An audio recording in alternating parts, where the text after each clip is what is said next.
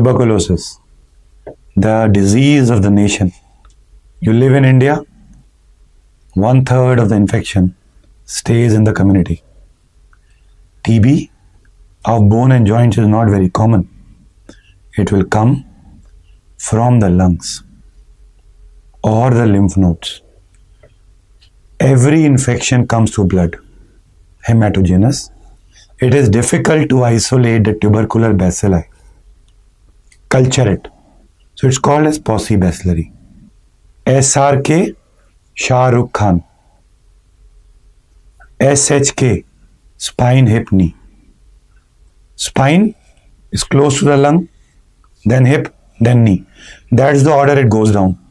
From top to bottom, as you go down, the chances go down. Tuberculosis of shoulder is dry. It's called as caries, means TB. As a doctor, when we don't want to tell the patient, what are we writing? We write down caries. They don't know what is caries. Everybody knows TB. Caries, Sicca. Sicca means dry. Sicca syndrome, dryness everywhere. Tuberculosis of the fingers produces a web-like image called as spina ventosa. Spina is not in the spine. It's in the fingers. TB does not produce periosteal reaction. If it does, spina ventosa is the one that will. Let's understand how TB will come. It will come through the blood. So if we look at this vertebra, another vertebra, the intervening disc, the lower half of the upper vertebra, the upper half of the lower vertebra and the disc, they arise from the same mesodermal somite. Thus, they have the same segmental artery supplying it. That is why tubercular bacilli, when it will come, it will involve two vertebrae with the disc, called as paradiscal lesion. It's also called as a disease involving the bone and cartilage. TB involves the vertebral body, which is anterior to the neural tissue. So it's an anterior disease. In other words, single vertebra involvement and posterior element involvement is not TB. Posterior elements, if you look at the vertebra, the pedicles, the lamina, the spinous process, or the transverse process, all these are called as the posterior elements of the spine. TB is the anterior element. Paradiscal. You know what's rarest in TB? Spinous process, as you go from front to the back, is rare. But the rarest is facet joints. Just to summarize, TB spine, also called as pot spine, after the man who described it. Two vertebral disease involves the vertebra and disc, bone and cartilage, paradiscal, anterior disease. Posterior elements, single vertebral disease is malignancy. Dear friends, every vertebra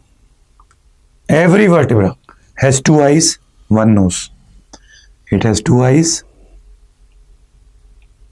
one nose. Whenever malignancy goes and destroys the vertebra, it will first finish off the pedicles, the eye. When one eye is gone, इसे बोलते हैं आंख मारता हुआ उल्लू, winking owl sign. It's called as winking owl sign. When both the eyes are gone, it's called as blind bat sign. Andha chamgadar. Winking owl and blind bat. These are two radiological signs that you must remember for metastasis. In fact, Jipmer loves it. One more radiological sign is aneurysmal sign, which means an abscess will erode the vertebra. TB in the spine most commonly involves the dorsolumbar spine. If this is not there, then dorsal. If not there, lumbar. Otherwise, dorsolumbar junction. You know what is dorsolumbar junction? D11, D12 and L1. It's involvement of three vertebrae. TB spine, when you look at it clinically, the first symptom, pain, back pain. First sign, tenderness. First neurological signs, increased deep tendon reflex. This is the question that comes. Treatment, ATT. What is ATT? Anti-tubercular therapy. Remember, the most important is rifampicin. And isoniazid too, but rifampicin is number one. Harrison says rifampicin is drug of choice for Mycobacterium tuberculosis, but the best is combination therapy. Give rest to the part and surgery when indicated. Not that you'll operate all the cases. Not that you'll never operate. This is called as middle path regimen. Middle path regimen. So optimally described by Professor S.M. Thuli. Indications of surgery in any disease of spine, trauma, tumor, TB. Number 1, bowel bladder control gone. Number 2, patient in spite of treatment is worsening. Number 3, he is not improving. That is how tuberculosis should be approached to. Let's talk about it. TB is a paradiscal lesion. Rarest is a spinous process involvement. You have a patient called as Babu Ram. Who is Babu Ram? Most common name used in Indian entrance exams. Second common name, Kalu. Who are they? We don't know. Babu Ram complains of mid backache, some weakness in the right lower limb. X-ray and MRI had shown paradiscal lesion. Patient was advised strict bed rest, ATT, and investigations. He did not take the rest, non-compliant. Came back after 7 days with bowel bladder involvement, with more than 50% sensory loss and no movements in lower limb. What will you do? Operate. Now my question is, you will operate from which approach? Will you go anteriorly? Because the disease is anterior. But then you have the entire abdomen. Will you go posteriorly? There is nothing much, only paradiscal muscles. Will you go from the right side, handling the vena cava? Or will you go from the left side, handling the aorta? And you know, anybody who listens to this, he says, no. Aorta, we should not touch. But let's approach this question. Disease is anterior, but if you have to go anterior and you try to go through abdomen, you will have to undertake and involve and handle all the vital organs. High morbidity, out. Disease has destroyed anteriorly. If you destroy posteriorly, there will be instability, out. That's the thought you had. Now we are left with right side veins, left side aorta. Let's have a look. Veins are papery thin vessels, friable to touch. Once torn, cannot be repaired. Arteries are thick muscular vessels, safer to handle during surgeries. Even if torn, can be repaired. That is why we will always go from the left side. So right side down. Right side down. This is called as right lateral position. Left side up. So we are going from the left side. Remember, never touch posterior elements in TB spine. You have two approaches: anterolateral decompression plus bone grafting, anterior decompression plus bone grafting. Anterior decompression is supposed to give you a little better results. Good prognostic factors. Young people heal better. Early pickup, heal better. Disease is active, ATT will work, heal better. Slow worsening means first involvement will be motor, then sensory, then urinary. If it is slow, better. Quick, gone. Normal spinal cord, better. How will you see spinal cord? MRI. When you look at this, this is a whole chart of prognostic factors. Do you need all that? No. You only need few of them. Duration of cord, shorter. Speed, slow. Young, age, active, disease, normal cord. These are the important points One should remember PGI, they love TB. Coming to the next major thing that one should remember, we need to know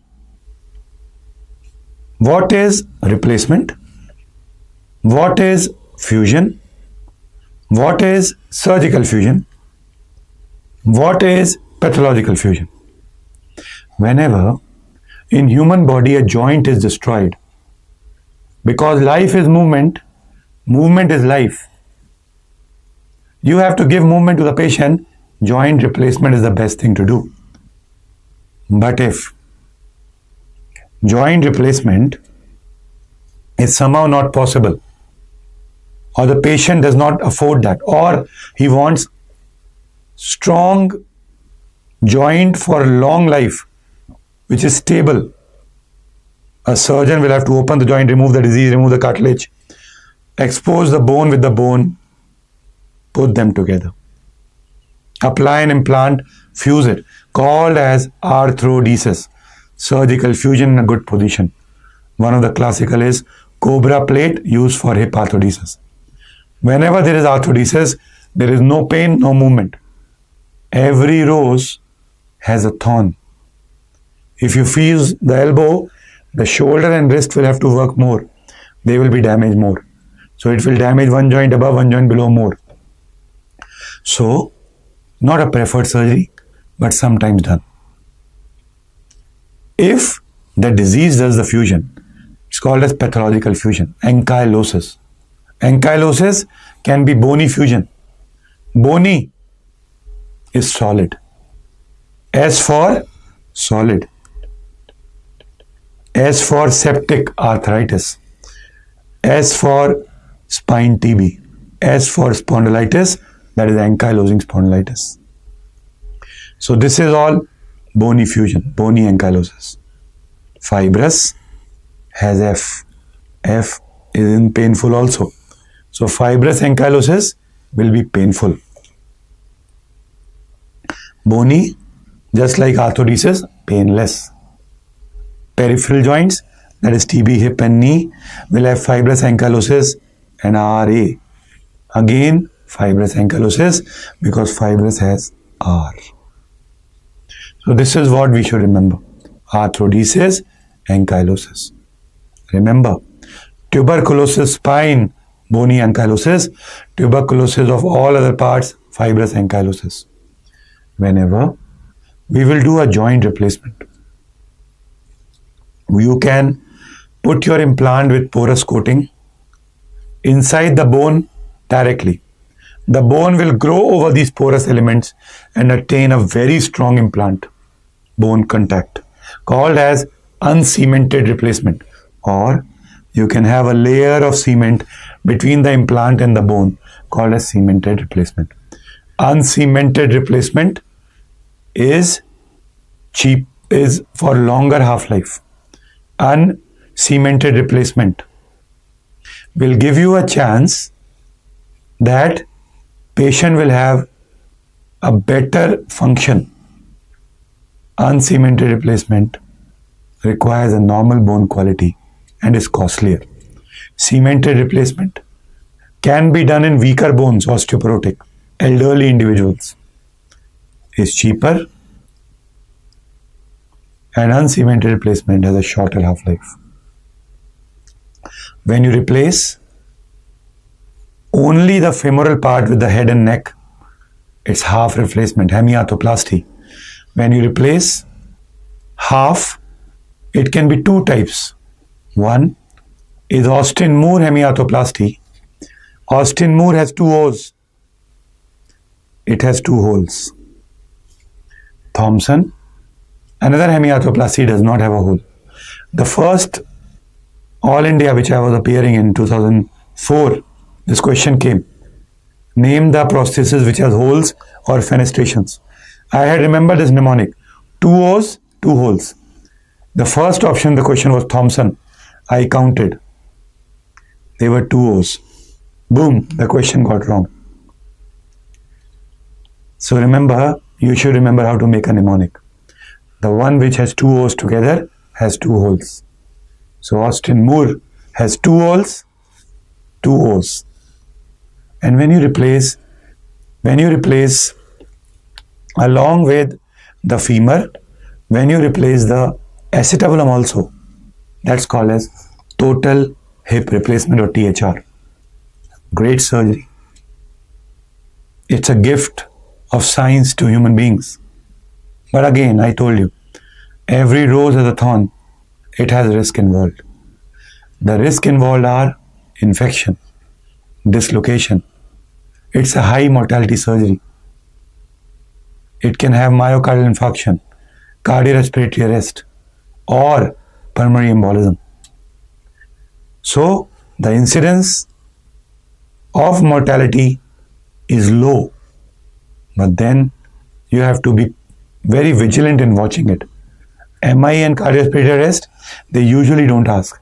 They talk about embolic phenomena very commonly in entrance exams in India. Embolic phenomena will always have some interval period. An injury to a patient, fracture of the shaft of femur, after 48 hours became breathless, saturation dropped, petechiae, fat embolism. Usually it takes time to manifest, but nowadays we are getting questions of early manifestation too. Patient underwent a replacement, after 48 hours became breathless. Pulmonary embolism. Child applied with a cast. After 1 month, the cast was removed. Child came back home, cried with excruciating pain in the cuff. Mother did a massage. Child collapsed, could not be revived. Pulmonary embolism. All three have come as a question. The next side effect, if you replace metal with metal on both the sides, metallic cup, metallic head, they strike against each other, release the metallic ions in the circulation. They can cause hypersensitivity. All the metals will excrete to the kidneys, renal insufficiency. They can cross the placenta, damage the fetus, teratogenicity. Rarely chromosomal anomalies, and then carcinogenesis, which is under research, because the chromosomal anomalies they cause have been linked to the lung and the prostate cancers in rats and mice. You look at upper and femur, you have trabeculae, and in between the trabeculae, you have an osteopenic area. This area is labeled as Babcock's triangle. It is deficient in monocyte macrophage system. That is why tuberculosis hip infection can sit here. But is it the commonest site for TB hip? No. The commonest site for TB hip is acetabulum. Commonest site on femur is Babcock's triangle. TB hip starts with synovitis, proliferation, Faber, and wherever you have Faber, there is lengthening, remember. 4 causes of Faber: synovitis, lengthening; septic arthritis, lengthening; iliotibial band contractures, variable length, and anterior dislocation, lengthening. Followed by early arthritis, damage to cartilage, actual arthritis, not like septic arthritis, which is a misnomer. There will be less than 1 centimeter shortening and farther. Late arthritis, more than 1 centimeter shortening and farther. You can have destroyed femoral head, which will migrate from one corner of acetabulum to the other, called as wandering acetabulum. And then finally, because it's a peripheral joint, fibrous ankylosis. The wandering acetabulum, the femoral head wanders inside the acetabulum. It should be called as a wandering femoral head, but it's a misnomer. It's called as a wandering acetabulum. Remember, whenever there is more blood supply, more resorption. That is why tuberculosis of the peripheral joints will have periarticular osteopenia. TB of spine will have curvatures, loss, followed by disc space reduction. This is again TB hip, late stages. The femur is like a pestle. The acetabulum is like a mortar. So that's how they look like. Tuberculosis of the knee starts in the synovium, hip in the acetabulum. Synovial proliferation occurs. as the position of maximum capacity of hip is Faber. So in TB hip you have Faber first. In TB knee you have flexion first. There is gradual pain because TB is a chronic infection, and any painful procedure of the lower limb will lead to limp. Tuberculosis in the initial stage will have flexion and limp and pain, but if you leave it unattended, it will develop a triple deformity, which is called as posterior subluxation of tibia, external rotation of leg, flexion of the knee. Triple deformity is seen in TB, RA, iliotibial band contracture, polio, bleeding disorders like hemophilia, less clotting power, and excessive hemorrhage. So this is how triple deformity causes are there. You need to remember the first two, TB and rheumatoid arthritis.